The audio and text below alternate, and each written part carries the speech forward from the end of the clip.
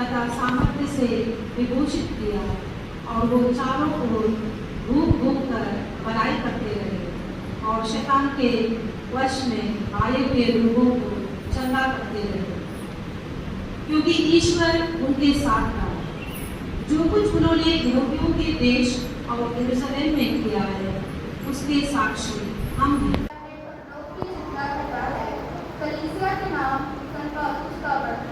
आप लोग ऊपर की चीजें खोजते रहें जहाँ मसीह विराजमान है। भाइयों, आप लोग मसीह के साथ ही जी उठे हैं जो ईश्वर के दाहिने विराजमान है। इसलिए ऊपर की चीजें खोजते रहें, आप पृथ्वी पर की नहीं। ऊपर की चीजों की चिंता किया करें। आप तो मर चुके हैं, आपका जीवन मसीह के साथ ईश्वर में छिपा हुआ है। मसीह ही आपका जीवन है। जब मसीह प्रकट होंगे तब आप भी उनके साथ महिमान्वित होकर प्रकट हो जाएंगे। यह प्रभु की वाणी है। प्रभु के पुनरुत्थान के बाद का जो पाठ है उसको हम लोग सुनते हैं। प्रेरित चरित्र में उसके बारे में हम लोग सुनते हैं और प्रभु पुनर्जीवित होकर बहुत सारे लोगों को दर्शन दिए। ने जागरण मिस्सा चढ़ाया था तो उस समय सबसे पहले ज्योति की आशीष दी गई थी। वो मोमबत्ती को लेकर यहाँ पर आए थे। तो क्यों हम मोमबत्ती को ज्योति के रूप में यहाँ पर लेकर आए थे?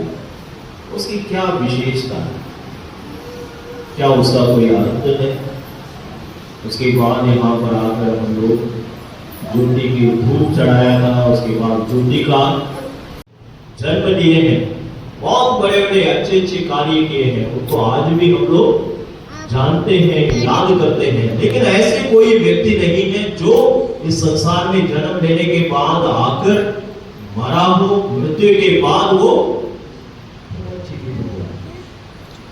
केवल प्रभु यीशु ही ऐसा एकमात्र व्यक्ति है जो इस संसार में आकर जिया, हमारे जैसे एक निरे मनुष्य बनकर जिया और मृत्यु के बाद मृत्यु हमारे पापों के लिए, हमारे पापों को अपने ऊपर लेते हुए अपने जीवन को समर्पित किया हम सबों को मुक्ति प्रदान करने के लिए। और उसके बाद प्रभु यीशु को एक पुरस्कार मिलता है। पिता परमेश्वर आज्ञा पालन के कारण उनको यह पुरस्कार प्रदान करते हैं और पुनर्जीवित होकर पिता के पास वापस लौटते हैं।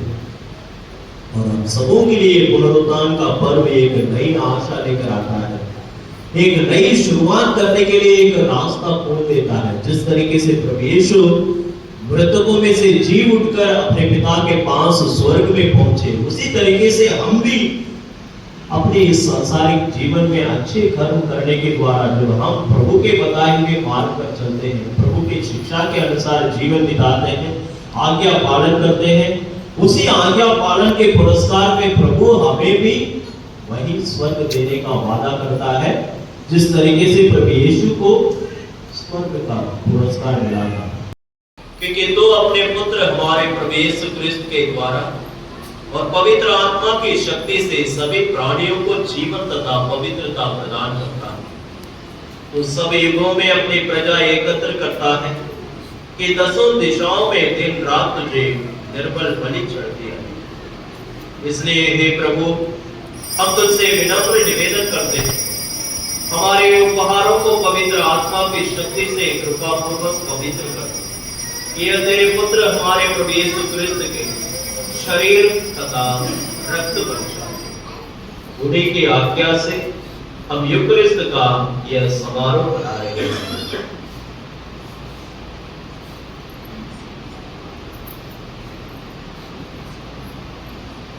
जिस रात को यीशु मृत्यु के लिए सौंपे गए, उन्होंने रोटी ली, तुझे धन्यवाद दिया और रोटी तोड़कर उसे अपने शिष्यों को देते हुए कहा,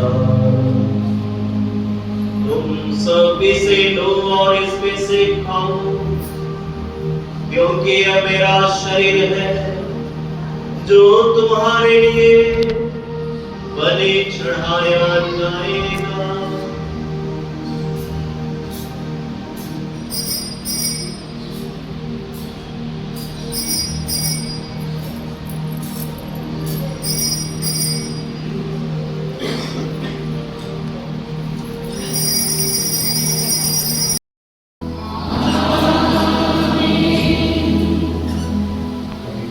जल हमारे ऊपर छिड़काया जाएगा, से सुरक्षित रखे।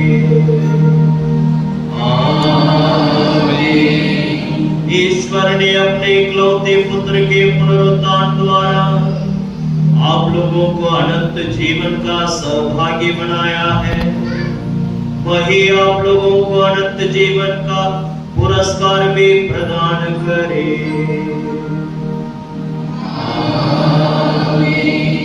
अब प्रभु के दुखों के दिन समाप्त हो चुके हैं।